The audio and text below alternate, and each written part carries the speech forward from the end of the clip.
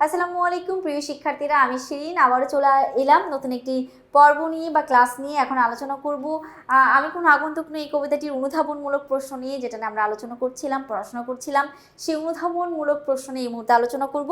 আচ্ছা, অনুধাবনমূলক প্রশ্ন হচ্ছে 2 নম্বরের জন্য। আমরা এখানে সাজিয়েছি 1 থেকে 5 পর্যন্ত প্রশ্নগুলো। আমরা চট করে দেখে ফেলি। দেখো, কবি আসমানের তারা ও জমিনের ফুলকে সাক্ষী হিসেবে উপস্থাপন করেছেন কেন? কবি আসমানের তারা ও জমিনের ফুলের মধ্যে বিস্তর দূরত্ব থাকলেও দুটি চিরন্তন বলে দুটিকে সাক্ষী হিসেবে উপস্থাপন করেছেন। আসমানের তারা ও জমিনের ফুল, উপরে আকাশ আর নিচে ফুল, মাঝখানে কবি দুইটাকেই সাক্ষী রেখেছেন, কারণ তিনি তার প্রকৃতিকে বা জন্মভূমিকে ভালোবাসেন। চিরন্তনভাবে জন্মভূমির একজন মানুষ হিসেবে প্রকাশ করার জন্য কবি আসমানের তারা এবং জমিনের ফুলকে সাক্ষী রেখেছেন। এবার দেখো, কবি প্রকৃতির নানা অনুষঙ্গকে সাক্ষী হিসেবে উপস্থাপন করেছেন। দেশের সাথে নিজের অস্তিত্বের যোগসূত্রের প্রমাণ দিতে গিয়ে বলেন, ফুল যেমন প্রতিদিন ফোটে তেমনি আসমানের তারা ওঠার বত্তায় ঘটে না। কবি যে এই বাংলারই সন্তান তাও তারা ভালোভাবেই জানে। কবি তাই আসমানের তারা ও জমিনের ফুলকে নিজের পক্ষে সাক্ষী হিসেবে তুলে ধরেছেন। আমরা আশা করি বুঝতে পারছি। সহজ, আমি কোনো আগন্তুক নেই, কবিতাটা অনেক সহজ কিন্তু আসলে। এবার দেখো, ঘ না 2 নম্বর প্রশ্ন, 2 নম্বর অনুধাবনমূলক প্রশ্ন, সেটাতে কি আছে? আমি কোনো আগন্তুক নই কবি এই কথা বলেছেন কেন? কারণ তিনি তার জন্মভূমিকে অনেক ভালোবাসেন। তিনি আজীবন জন্মভূমির সাথে তার একটা গভীর সম্পর্ক আছে, এটা বোঝাতে গিয়ে তিনি খুবই কঠিন একটা শব্দ ব্যবহার করেছেন, তিনি কোনো আগন্তুক নয়। তো আমরা দেখি, জন্মভূমির সাথে কবি তার আজীবনের সম্পর্ক বোঝাতে উপরোক্ত কথাটি বলেছেন। মানুষ জন্মভূমির সাথে তার আত্মার সম্পর্ক গড়ে তোলার মাধ্যমেই সমগ্র দেশকে আপন করে নেয়। দেশ মানে শুধু আপন সত্তাকে অনুভব করা নয়, চারপাশের প্রকৃতিকেও বোঝায়। দেশের মানুষের সাথে নিবিড় সুসম্পর্ক গড়ে তুলতে পারলেই দেশ আপন হবে।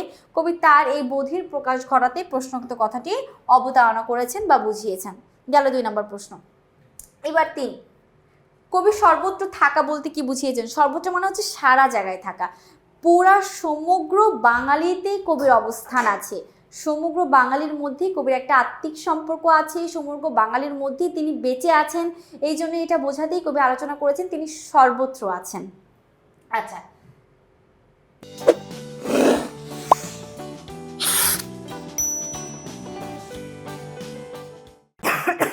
সরি।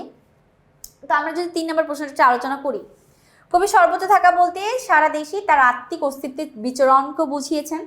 কবি এই ভূমিতে আগন্তুক নন, কারণ এখানকার আসমান, জমিনের ফুল, জোনাকি, পুকুর, মাছরাঙা সবই তাকে চেনে।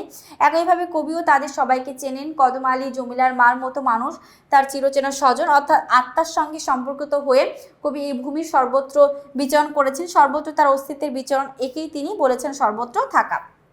সহজ একটি প্রশ্ন। তারপর আসি আমরা 4-এ, আমি তার চিরচেনা স্বজন আমি তার চিরচেনা স্বজন, এটা বলতে কি বুঝিয়েছেন?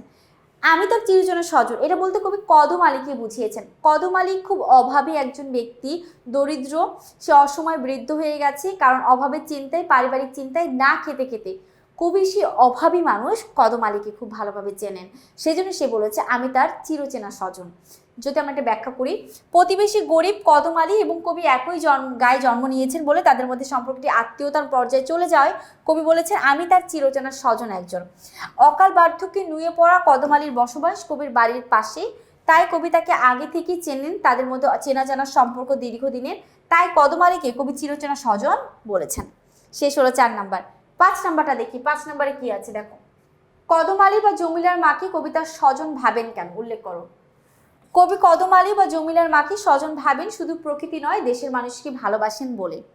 হ্যাঁ, তিনি প্রকৃতিকেও ভালোবাসেন, যেমন আসমানের তারা, জমিনের ফুল, নিশিরাত, বাঁশবাগান, জলজ বাতাস, খড়, রৌদ্র, জলজ বাতাস, পাখি, ক্লান্ত বিকেলের পাখিরা, কবি এই সকল জিনিসকে তো চেনেন। তার সঙ্গে সঙ্গে যে মানুষগুলো আছে কবি তাদেরও চেনেন, কারণ তাদেরকে সে খুব আপন মনে করেন, সেজন্য তাদেরকে সে চিনে থাকেন।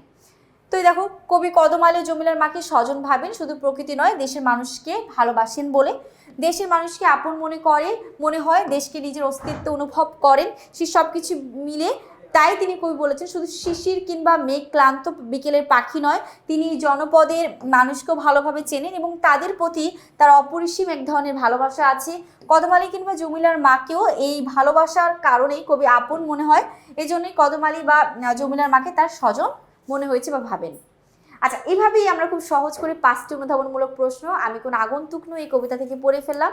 আশা করছি সকলে বুঝতে পেরেছো। আজকে এই পর্যন্তই, পরবর্তী ক্লাস নিয়ে খুব দ্রুত আসবো। সে পর্যন্ত ভালো থেকো, সুস্থ থেকো। আল্লাহ হাফিজ, আসসালামু আলাইকুম।